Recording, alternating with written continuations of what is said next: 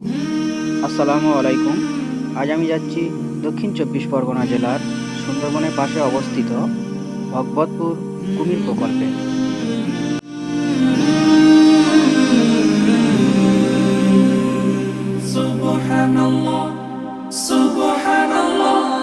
সফর সফর শহর শহর রোজানা রোজানা।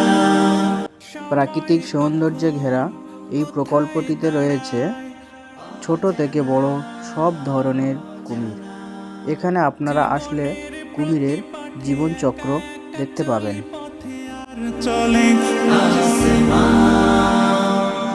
আসমানি রঙে ডুবে অনুরাগে অনুভবে খুঁজে পাই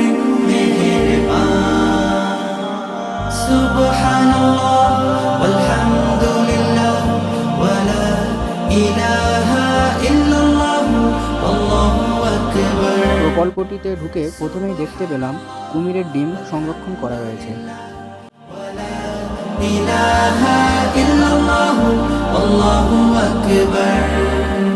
সবুজের হৃদয়ে কভু করেছি সজীব, কভু কিছু হারিয়ে চিনেছি জীবন। হাজার চোখে চোখ রেখে দেখেছি জীবনে সাদা কালো কত আয়োজন।